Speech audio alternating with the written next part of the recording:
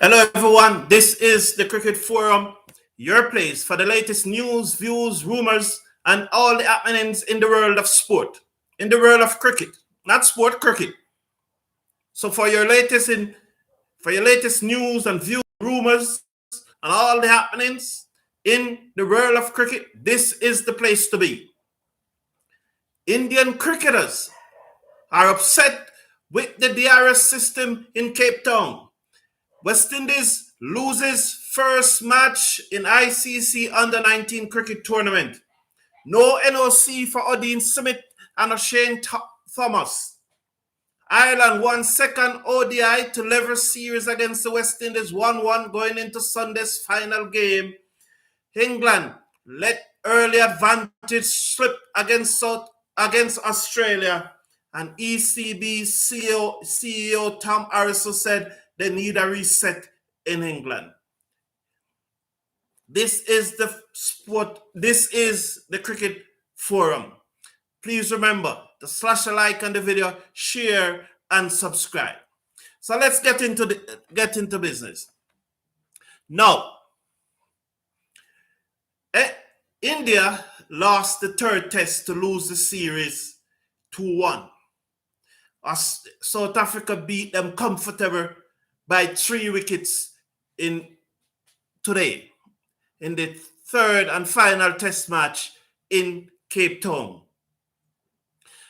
But India losing was not the big story. The big story, I think, in my opinion, happened yesterday when the Indian players, and it must also be noted by that the umpire also questioned the DRS. Because in the 21st over bowled by Ashwin yesterday, he struck Elgar below the knee roll. And you understand, below the knee roll, his front foot was probably less than a yard away from the popping crease, less than a meter. He was struck below the knee roll, dead and middle stump. The appeal went up. Edgar was given out. Even Edgar himself was almost sure that he was out, but being the captain of South Africa, I think he just said, let me try something. So he reviewed it. He was walking off because he almost certain that he was out. I think what happened why Edgar reviewed that decision, and this is my view on it, I think he could not deal with the echoing of the Indian players. So just to quiet them while he leave the field, he reviewed the decision. It turns out that DRS showed the ball was bouncing over the stump. Even the umpire, Erasmus Marias, said that can't be. He said it can't be. Evidently, it pissed off the Indian players. And there were a lot of comment. And there, in particular, Kohli walked up to the stump mic. He walked up to the stump mic and have some very choice words for the broadcasters.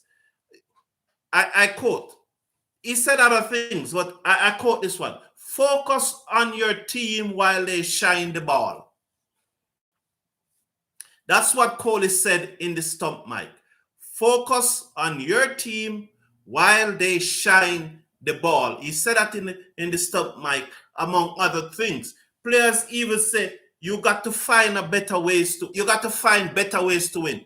That was also a comment coming from Indian players. Some are saying that it was KL Rahul who said it. Others are saying it's Kohli. Others are saying it's Ashwin. But Ashwin was the bowler. But they said you have to find better ways to win. A better way. You got to find better ways to win. That's the quote. It is said that it was Ashwin who said it. It was said that it was Kohli said it. It was said that it was KL Rahul said it. But it came from an India player. You got to find better ways to win.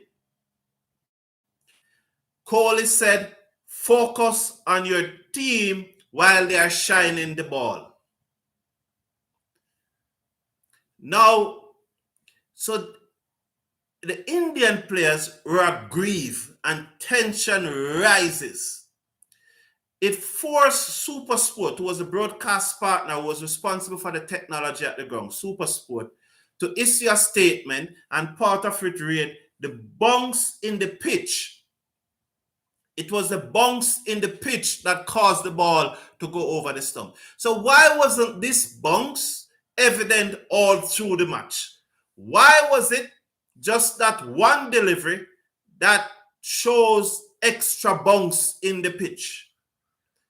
So Supersport is saying it's a bounce in the pitch that caused the ball to go over. So the batsman was a less than a meter in front of the popping crease.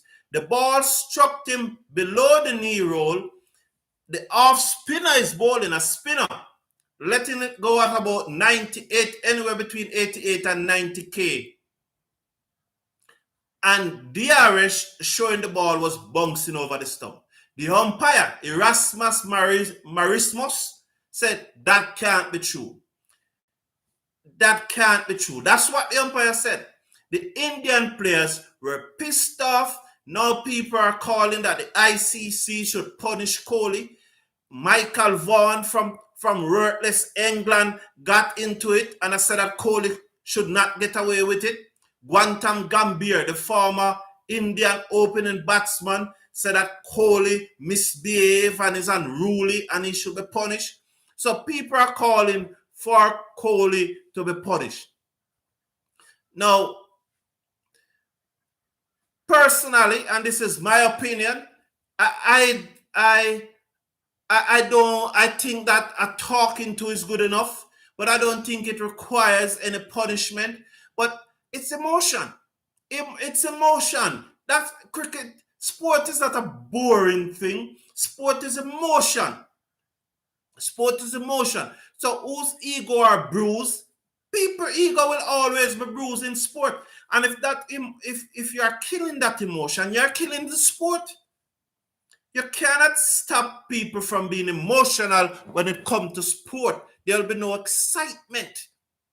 Emotion is a part of sport. Was Kohli wrong to go up to the mic and said, focus on your team while they're shining the ball? Focus on your team while they're shining the ball. Did the Indian player that said, you have to find a better way to win? What is so wrong with that? What is so wrong with that in a game of cricket? Nothing is wrong with that. So I don't see the issue. So Michael Varman, Gautam Gambhir, and those commentators who I enjoy. One of the things that I enjoy about these commentators is the hurt that coming out of their voice when every time India got a wicket. Whenever India is putting on a good partnership, they are so hungry, they are so agitated.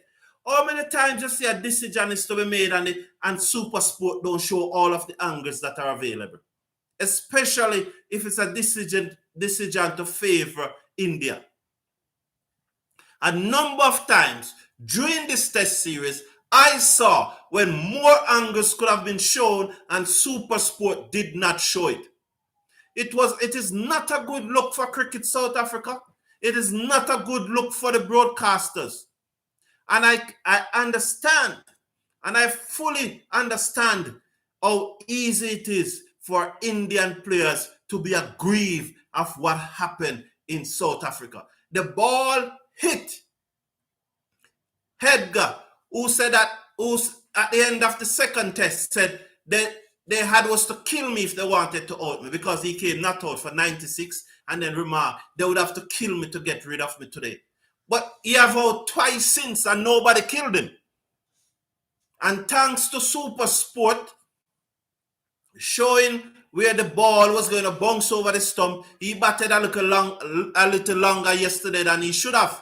Because looking at that, there's no way. I can't see how that ball bounced over the stump. I can't see how that ball bounced over the stump. The ball hit him below his knee roll, a half spinner bowling, less than a meter from the popping crease, and it bounced over the stump.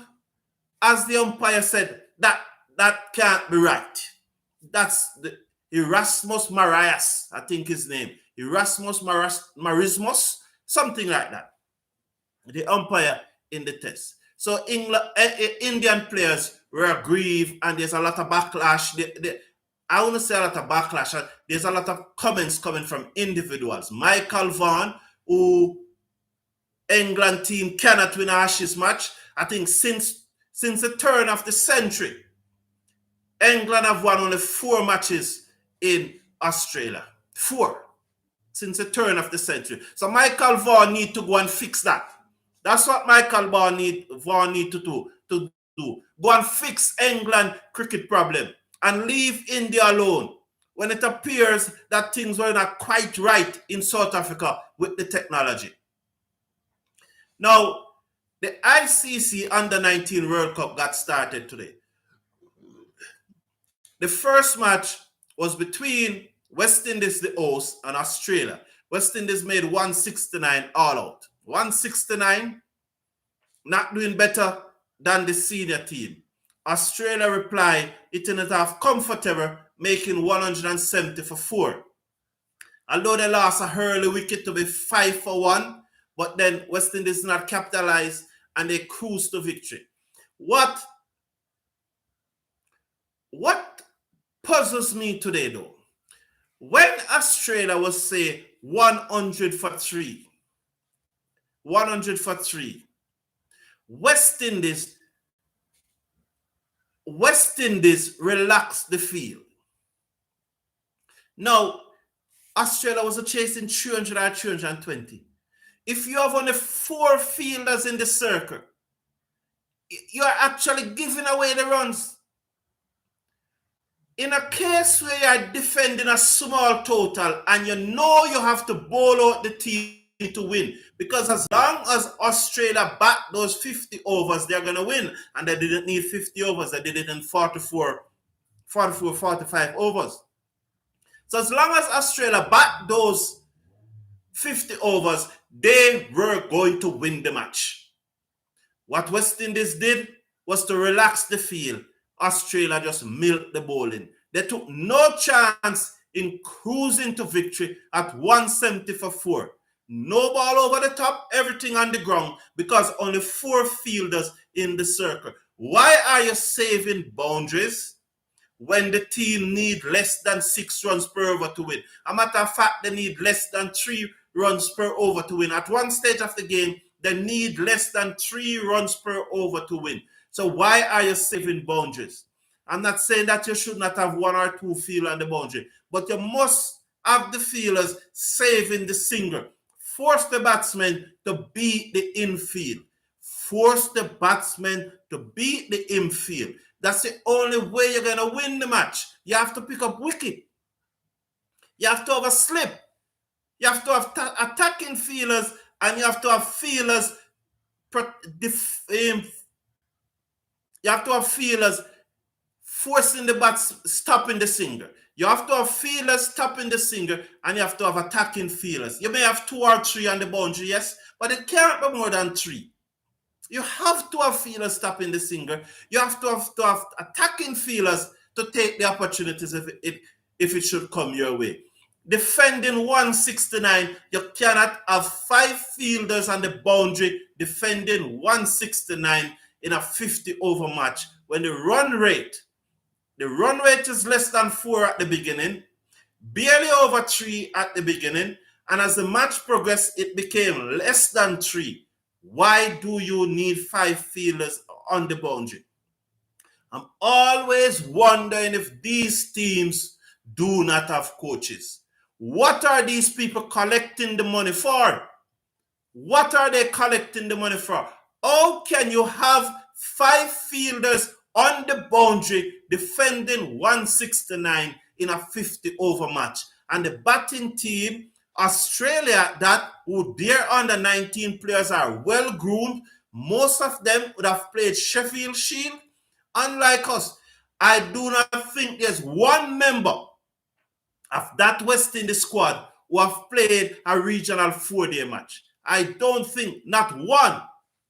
And all those Australian players have played Sheffield Shield. So they have more experience than us. More experience. But what are the coaches there for? You're defending 169. How can you have 5 fielders on the boundary when Australia require only to score less than 3 runs per over? Now, I'm receiving information that Oshane Thomas and Odean Smith will not get an NOC to participate in the Pakistan Super League and the Bangladeshi Premier League. Odean Smith was drafted in the diamond category by the Multan Sultans. I think he was drafted, the price tag was 85,000 US dollars. So 85,000 US dollars to play 1 month of cricket in Pakistan. I don't know the figure for Oshane Thomas, but he was to go to the BPL, the Bangladeshi Premier League. I'm hearing that both players will not have an NOC by the West Indies to go. Understand, they are both contracted players, they are both retainer players by the West Indies. So for them to participate in a franchise league around the world, they need to get what you call a NOC, a no objection certificate. That is Cricket West Indies saying to the PSL and the BPL, we have no objection with Odean Smith and Oshane Thomas coming to play in your league. Odean Smith is presently playing for the West Indies against Ireland, and that's a privilege. It's a privilege to play for the West Indies. He played against Pakistan. He's now playing against Ireland. He's in the squad for the England match and for the England series, which ends January 30th. The PSL starts January 27th. But I would like to think that if he should leave after the match on the 30th, that the Multan Sultans will still welcome him. That's my view on it. I think they would still welcome it. So it appears that the West Indies wants Odean Smith to go to India too. Either that or to remain and play some regional 4-day cricket. And it appears that it's the same for Oshane Thomas. They want him to play some regional 4-day cricket because he's not in this squad that is going to Barbados to play against England. He's not in that squad. Odean Smith is in that squad. We don't know who will be in the squad for India because after the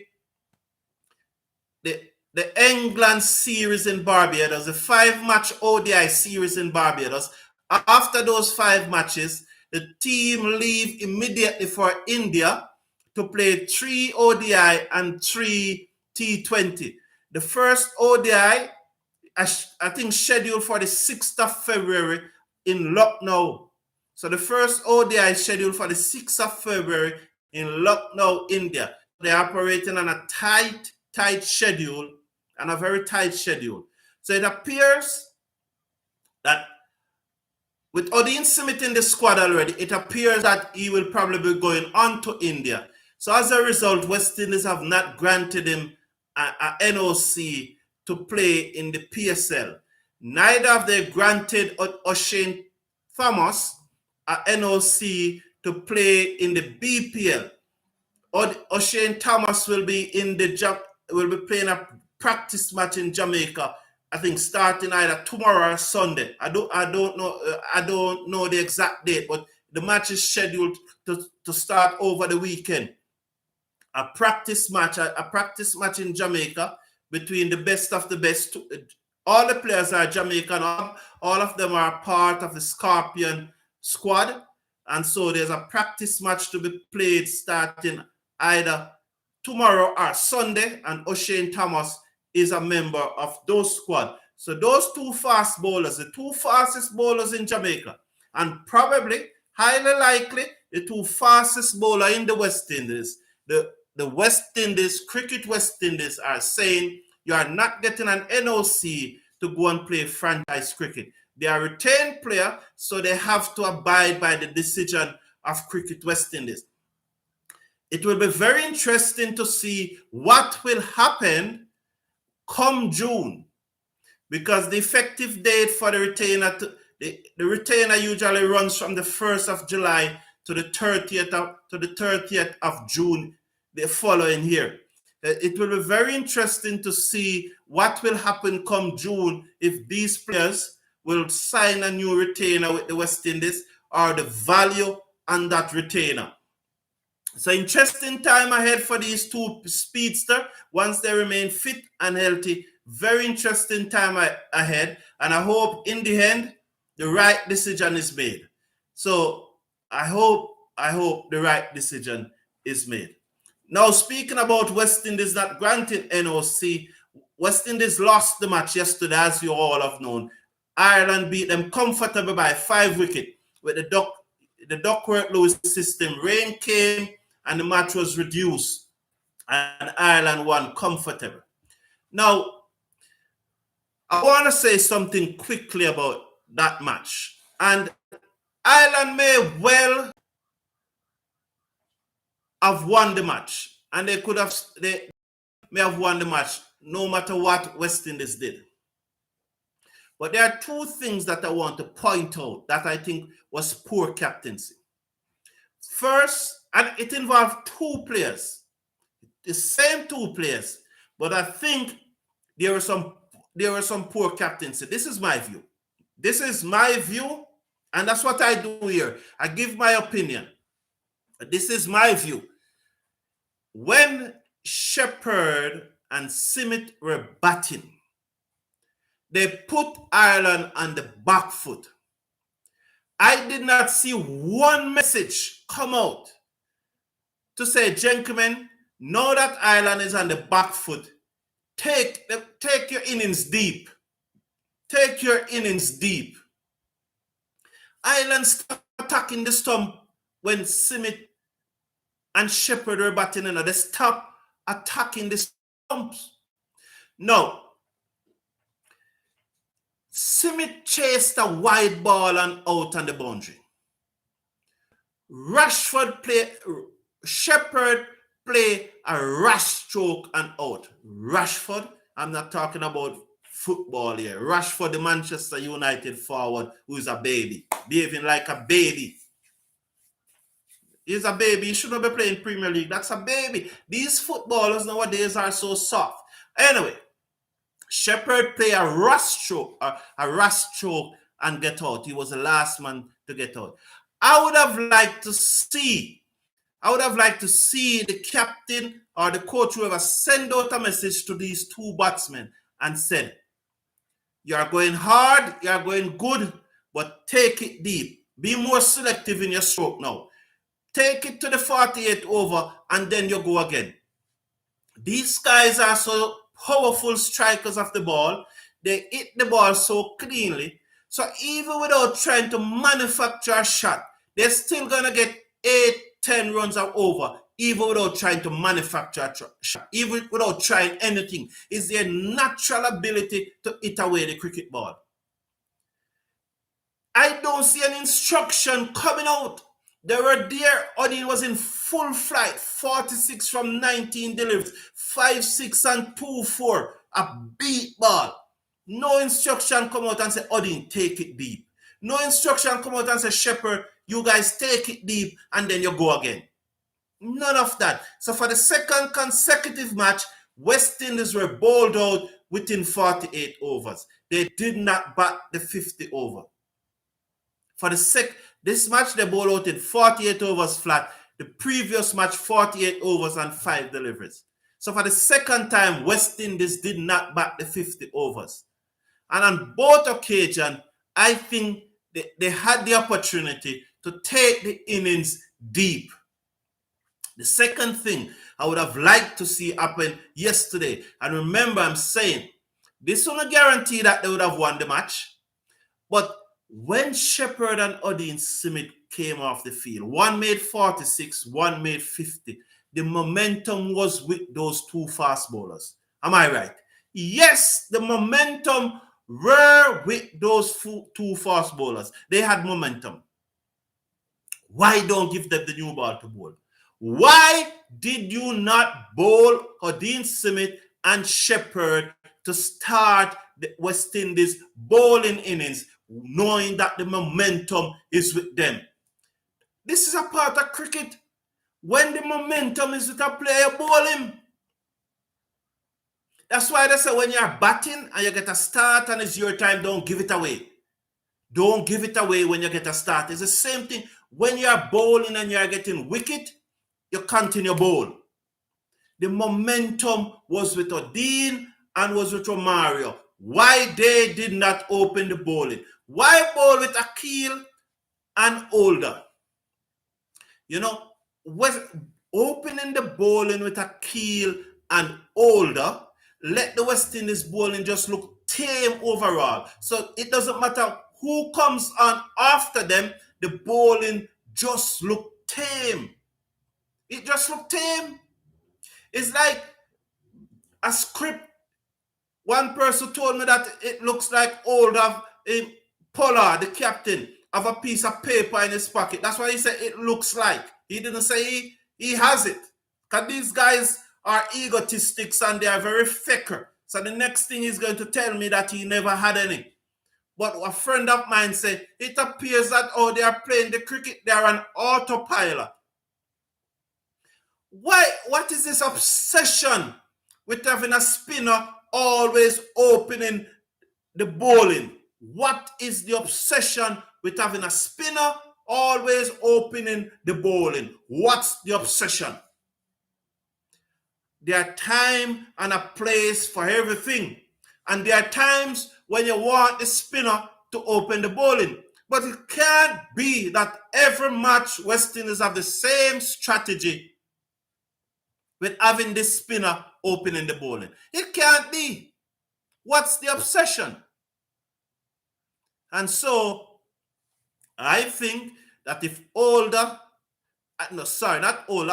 think that if Smith and Shepherd had opened the bowling yesterday, would have had a better chance of winning the match because the momentum was with those two guys. I think that would have been the case.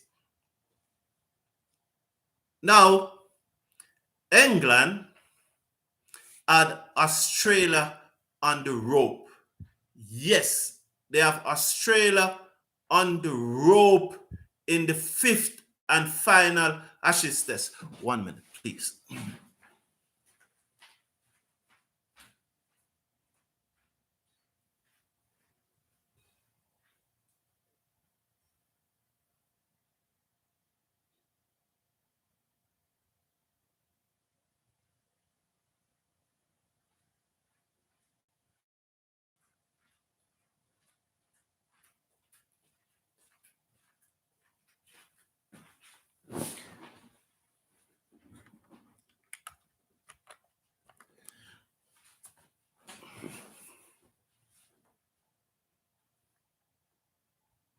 So England have Australia on the rope.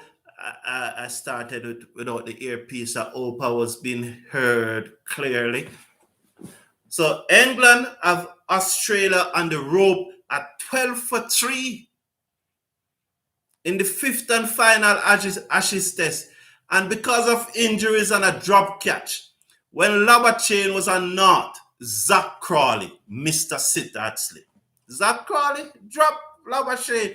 Labachane went on to make 44, which helped Australia to recover to 241 for 6 at the close of play. Although rain came, they were really stepping on it. 241, I think, was 60 overboard, so 6 was 24. They were scoring at 4 runs over because 30 overs were lost due to rain. So Australia were 12 for 3 the first time in the series. Final test, pink ball test, day-night test, Australia. 12 for 3, Labachane, drop one North, recover, made 44. Travis said made 101 returning to bat at number 5. Cameron Green made 74 again. Looks like that is score. He made 74 in the final innings of the 4th test, which probably saved his game. He came back again and made 74. He and Cameron Green, I think, put on 115 for the 5th wicket. And at the close, Australia recovering from 12 for 3, reached 241 for 6. Holly Robinson suffered a back spasm and could not bowl on the 8th over in the match. So that could be a factor too, because England went into the match with only 4 bowlers, 4 pace bowlers. They dropped Jack Leach, they played Oakes, Robinson, Broad, and Hood. Those were the 4 bowlers they played. Oakes, Robinson, Broad, and Hood. Sam Billings is the keeper. Pope will bat at 6. Bairstow is not there. Stoke is playing. He's batting at 5, a few days after doing a surgery. So Stoke did a surgery without anesthesia and is back in. What a tough man. Doing a surgery without anesthesia and is now back in a few days after playing a test match. He will bat at 5. And so Root at 4, Malan at 3. Burns is back into the team ahead of Hamed. And so Burns and Zach Crawley will open the innings. So England, in all fairness, they were a little short on the bowling. And even if you catch Labachane at naught with the score 12 for 3, if Labachane went that time, you will have them 12 for 4. You probably gave up the advantage, because to have Australia 12 for 3, it is clear that you brought some momentum from drawing the 4th test into this 5th test. So to have Australia 12 for 3, and then you drop Labachane, who went on to make a quick fire 44, although he was ball falling all over the place, his dismissal was stupid. If you look at YouTube, type in Labachane dismissal in the 5th and final test, something like that, and you will see the England team had a good laugh at him, because you know that Labachane is somebody who's always keeping up his antics at the crease. And the England team really had a good laugh at him this time, because his antics got in him trouble and he looked very, very stupid, and he was cleaned up and gone for 44. But he was dropped on naught. Steve Smith also made naught. Khawaja, who have a century in both innings of the previous match, stepped up to open the innings, and he made on the 6th. And that's why I said, if I was Khawaja, I would not have been moving from number 5, because here Travis Head came in at number 5 and made a 101. It seems that number 5 position is where the centuries are. So for the last 3 Australian innings, the number 5 made a century.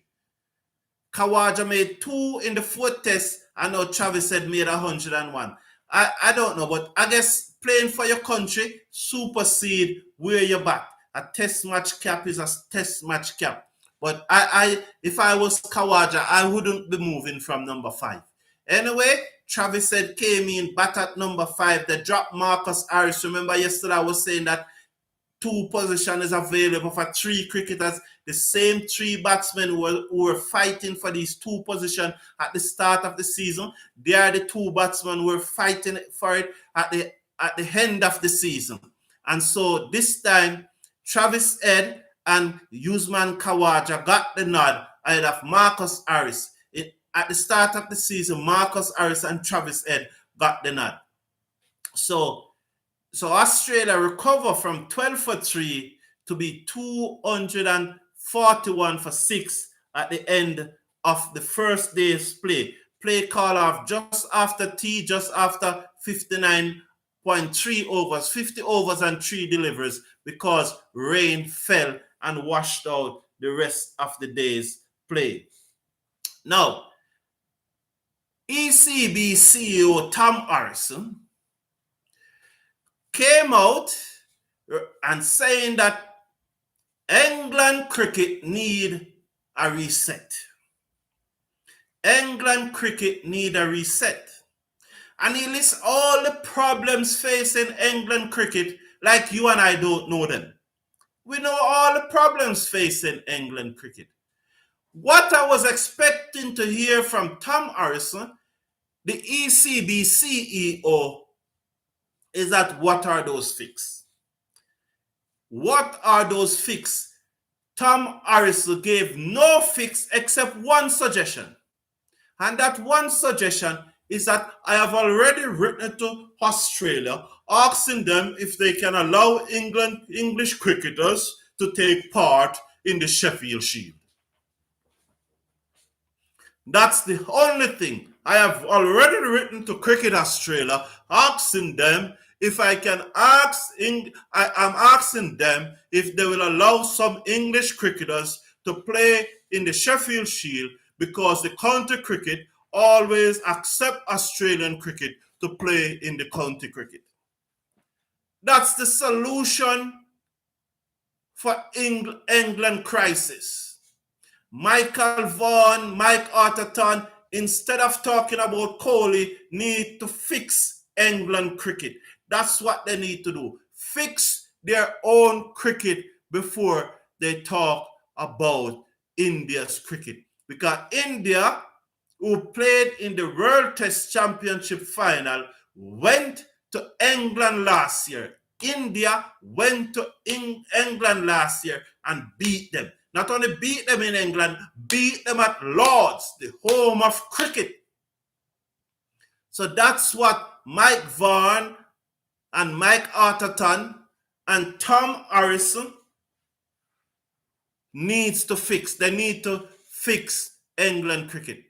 Thank everyone for tuning in, and don't forget, please remember to slash a like on the video, share and subscribe. Until a little bit, take care and God bless you.